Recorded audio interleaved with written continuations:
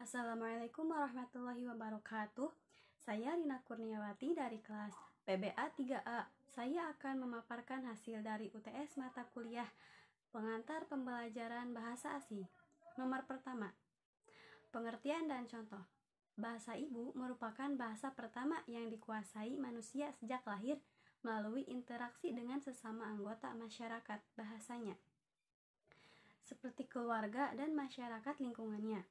Contoh, ketika lahir di Sunda, maka memakai bahasa Sunda atau logat Sunda.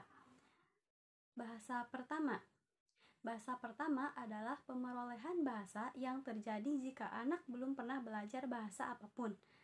Bahasa ini disebut juga sebagai bahasa ibu. Contohnya, sama dengan bahasa ibu. Jika kalian sejak lahir diajarkan bahasa Betawi, maka kalian memakai logat Betawi. Selanjutnya, pengertian dari bahasa daerah.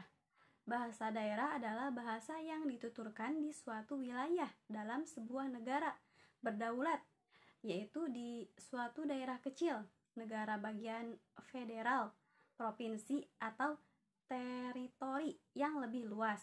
Contohnya, bahasa Sunda, bahasa Jawa, bahasa Minang, bahasa Madura, dan lain-lain. Selanjutnya, bahasa kedua. Bahasa kedua adalah jenis bahasa yang bukan bahasa ibu bagi penutur, akan tetapi sering dipergunakan di lingkungan sekitar dari penutur sebagai media komunikasi lanjutan. Contohnya, bahasa kedua yang dipergunakan sebagai bahasa percakapan nasional dengan bahasa lokal daerah sebagai bahasa asli. Selanjutnya, pengertian bahasa nasional. Bahasa nasional merupakan sebuah penetapan yang diberikan pada satu bahasa atau lebih yang dituturkan sebagai bahasa pertama di wilayah sebuah negara. Contohnya, ketika kalian memakai bahasa Sunda, misal kalimatnya kumaha damang, maka bahasa nasionalnya yang berarti bagaimana sehat. Selanjutnya, pengertian bahasa asing. Bahasa asing merupakan bahasa yang tidak biasa digunakan oleh masyarakat yang mendiami wilayah tertentu. Contohnya, bahasa Indonesia dianggap bahasa asing di Australia. Lalu, persamaan bahasa ibu, bahasa pertama, bahasa kedua, bahasa daerah, dan bahasa nasional itu apa sih? Mari kita bahas. Yang pertama, sebagai alat yang digunakan untuk komunikasi oleh anggota suatu masyarakat atau negara untuk berinteraksi. Lalu perbedaannya antara bahasa ibu, bahasa pertama, bahasa kedua, bahasa daerah, bahasa nasional, dan bahasa asing, yaitu bahasa ibu, bahasa pertama yang dikuasai sejak lahir dalam lingkungan masyarakat. Ini sama dengan bahasa pertama atau bahasa ibu. Bahasa kedua, bahasa sering dipergunakan di lingkungan sekitar dari penutur sebagai media komunikasi lanjutan. Lalu bahasa nasional, bahasa yang dituturkan sebagai bahasa pertama di wilayah sebuah negara. Selanjutnya, bahasa asing, bahasa yang tidak biasa digunakan oleh masyarakat yang mendiami wilayah tertentu. Lalu bahasa daerah adalah bahasa yang ada di daerah yang tertentu. Lalu posisi bahasa Arab bagi Indonesia, yang pertama, alat perhubungan antar bangsa. Sebagai alat penghubung antar bangsa, bahasa Arab cukup berperan karena A. Sebagai bahasa resmi bagi negara Arab yang terbesar di dunia, benua Asia, dan Afrika. B. Dinyatakan sebagai bahasa resmi di lingkungan organisasi PBB sejak tahun 1973. Yang kedua, alat pembantu pengembangan bahasa Indonesia. Nomor 2, pemerolehan bahasa adalah proses manusia mendapatkan kemampuan untuk menangkap, menghasilkan, dan menggunakan kata untuk pemahaman dan komunikasi. Lalu pengertian pembelajaran adalah bahasa suatu upaya pendidikan terhadap peserta didik dalam interaksi belajar bahasa.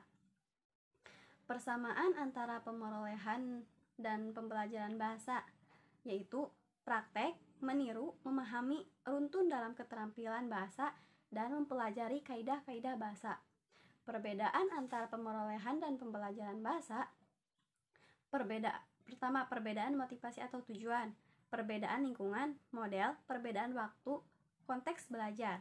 Lalu dari pengertian tersebut yang lebih sesuai digunakan pada mata pelajaran bahasa Arab di Indonesia adalah dengan melalui pemerolehan bahasa. Kenapa? Karena melalui pemerolehan maka siswa dapat memperoleh kemampuan untuk menangkap, menghasilkan, dan menggunakan kata untuk pemahaman dan komunikasi pembelajaran tersebut. Nomor 3. Dasar-dasar teoritis. Pertama, teori psikologi. Ada dua, mazhab behaviorisme. Mazhab behaviorisme menjelaskan pengertian tingkah laku melalui aksi dan reaksi atau stimulus menghasilkan response. Stimulus yang berbeda menghasilkan responsi yang berbeda pula. Kedua, mazhab kognitif. Mazhab kognitif menegaskan pentingnya keaktifan pembelajaran. Pembelajarlah yang mengatur dan menentukan proses pembelajaran. Lingkungan bukanlah penentu awal dan akhir positif atau negatifnya hasil pembelajaran. Menurut pandangan mazhab ini, seseorang ketika menerima stimulus dari lingkungannya, dia melakukan pemilihan sesuai dengan minat dan keperluannya. Lalu, teori linguistik. Pertama, aliran strukturalisme. Aliran ini dipelopori oleh linguis dari Swiss, Ferdinand de Saussure, pada tahun 1857 sampai 1913 dan dikembangkan lebih lanjut oleh Leonard Bloomfield. Aliran strukturalisme ini memiliki pandangan tentang hakikat bahasa, antara lain bahasa itu adalah ujaran atau lisan. Kemampuan bahasa diperoleh melalui kebiasaan yang ditunjang dengan latihan dan penguatan. Ketiga, setiap bahasa memiliki sistemnya sendiri yang berbeda dari bahasa lain. Keempat, setiap bahasa memiliki sistem yang utuh dan cukup untuk mengekspresikan maksud dari penuturnya. Yang kelima, semua bahasa yang hidup berkembang mengikuti perubahan zaman. Yang keenam, sumber pertama dan utama kebakuan bahasa adalah penutur bahasa tersebut, bukan mazhab-mazhab gramatika. Selanjutnya, kedua, aliran generatif transformatif. Aliran generatif transformatif ini dipelopori oleh seorang pakar linguistik Amerika yang bernama Noam Chomsky. Dalam beberapa hal, teori kebahasaan dalam aliran generatif transformatif ini memiliki kesamaan dengan aliran struktural. Pertama, pada dasarnya bahasa itu adalah ujaran atau lisan. Kedua, bahasa memiliki sistem yang utuh dan cukup memadai untuk mengekspresikan maksud dari penuturnya. Oleh karena itu, tidak ada suatu bahasa yang lebih unggul atas bahasa lainnya.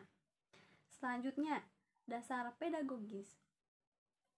Pedagogis adalah ilmu yang mempelajari masalah membimbing anak ke arah tujuan tertentu supaya ia mampu secara mandiri menyelesaikan tugas hidupnya. Kompetensi pedagogis guru adalah salah satu jenis kemampuan guru dalam mengelola pembelajaran peserta didiknya. Oleh sebab itu, kompetensi ini tidak boleh dilakukan secara tiba-tiba, sebab harus melalui upaya belajar secara terus-menerus dari masing-masing individu yang bersangkutan. Untuk implementasi pembelajaran bahasa Arab sebagai bahasa asing, yaitu implementasi pembelajaran bahasa Arab ini menjadi sangatlah penting bagi umat Islam, terutama kalangan ilmunya, untuk mempelajari dan memahami serta menguasai bahasa Arab. Hal ini mengingat bahwa bahasa Arab merupakan sumber asli dalam ajaran Al-Quran, sehingga dalam hadis dan tulisannya memiliki makna dan nilai yang bermanfaat. Kemudian bahasa Arab menjadi bahasa yang mengkaji ilmu keislaman yang semakin banyak dipelajari. Dengan demikian, dalam pendidikan Islam, pembelajaran bahasa Arab menjadi daya tarik tersendiri. Selain berhubungan dengan sejarah, tetapi dapat memperdalam keislaman. Nomor 4. Hakikat bahasa Arab sebagai bahasa asing. Pengertian bahasa Arab. Bahasa Arab adalah kalimat yang dipergunakan oleh orang Arab untuk menyampaikan maksud dan tujuan mereka, yang berbentuk huruf hijaiyah yang dipergunakan oleh orang Arab dalam berkomunikasi dan berinteraksi sosial. Tujuan utama pembelajaran bahasa asing adalah mengembangkan kemampuan pelajar dalam menggunakan bahasa itu, baik lisan maupun tulis. Tujuan pembelajaran bahasa Arab bagi pihak pendidik adalah agar dapat menjadikan bahasa Arab mudah dikuasai oleh pelajar. Bahasa Arab adalah salah satu bahasa asing yang banyak ditekuni masyarakat untuk dipelajari juga ditelaah, baik yang berorientasi pada pendekatan normatif serta spiritualis, dengan berpegang teguh bahwa bahasa Arab merupakan bahasa agama. Fungsi bahasa: yang pertama, bahasa untuk menyatakan ekspresi diri. Kedua, bahasa sebagai alat komunikasi. Ketiga, bahasa sebagai alat mengadakan integrasi dan adaptasi sosial dan kontrol sosial. Lalu, mengapa calon guru bahasa Arab harus mengetahui hakikat pembelajaran bahasa Arab sebagai bahasa asing? Jawabannya, karena bahasa kita dan bahasa orang asing berbeda. Maka dari itu, sebagai calon guru bahasa Arab harus tahu hakikat tersebut. Demikianlah hasil dari UTS mata kuliah pengantar pembelajaran bahasa asing. Terima kasih. Wassalamualaikum warahmatullahi wabarakatuh.